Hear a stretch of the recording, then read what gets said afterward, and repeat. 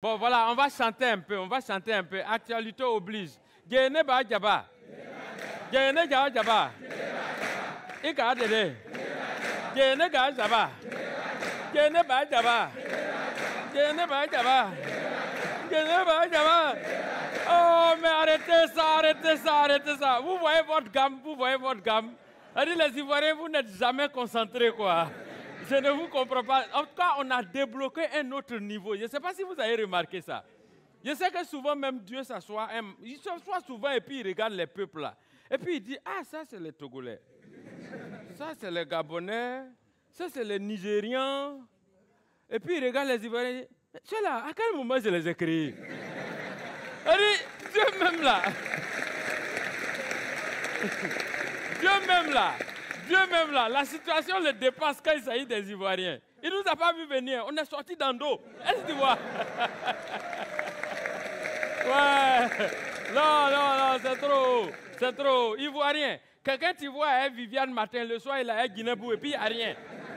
Est-ce que tu te rends compte?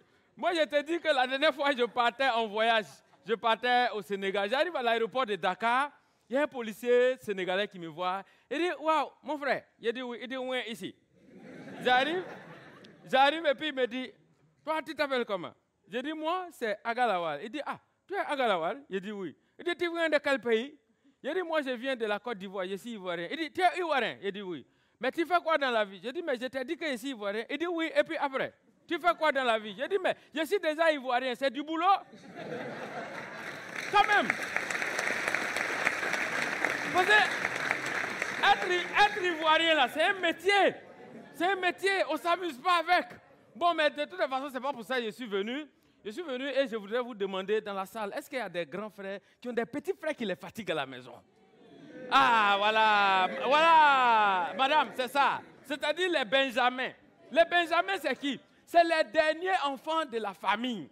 C'est-à-dire que quand tu prends la famille dans l'échelonnement, tu vas voir, il y a l'aîné, le cadet, et puis ainsi de suite, jusqu'à il y a le dernier, là, c'est lui qu'on appelle Benjamin.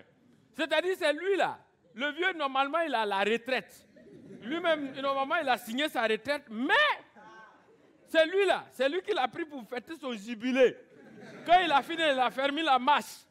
Et tu vas te rendre compte que lui là, il est né quand le vieux est déjà à la retraite.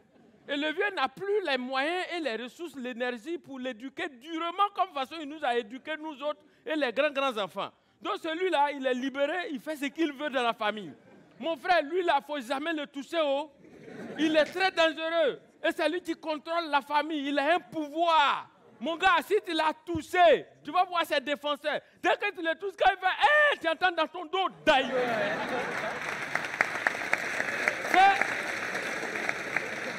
C'est la vieille, hein?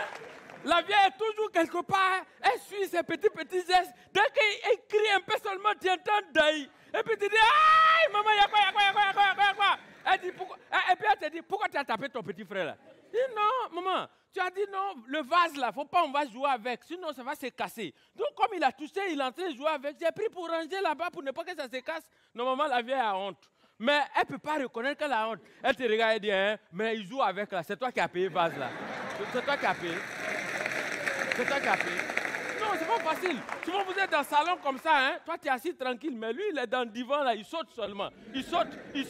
Mais toi, attends, ton pied va frôler seulement le fauteuil. Tu vas salir ce fauteuil, tu vas salir. Tu laves le fauteuil ici.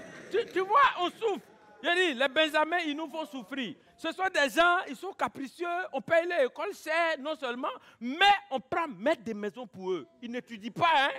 Ils se promènent seulement. Et puis quand on dit la rentrée arrivée comme ça, il est le plus petit. Tous ses grands frères travaillent. Lui, son travail, c'est de se promener chez les grands frères pour prendre l'argent de scolarité. 300 000. Le soir, il est dans PA. On ne voit jamais son bulletin. Et dit, on ne voit jamais son bulletin. Et puis quand on le renvoie, on appelle à la maison, votre fils, il fait école missionnaire. La vieille, elle appelle son mari. Hein, Robert, tu sais que Cédric, il ne va pas à l'école, hein? Eh, l'enfant là, on ne sait même pas ce qu'on va faire pour lui. C'est-à-dire que là même là, et puis elle appelle, Cédric, si tu ne vas pas à l'école là, ça c'est punition quand même. Si tu ne vas pas à l'école, on sera obligé de dire à tes grands frères de t'envoyer aux États-Unis, hein? Est-ce que tu sais ça? Tu vois? le punir comme ça, hein. On vient de le punir comme ça. Et moi, je vous assure, moi, quand j'étais plus jeune que ça, je vivais avec mon petit frère, mais c'est la même chose. Il me faisait vivre la misère à la maison.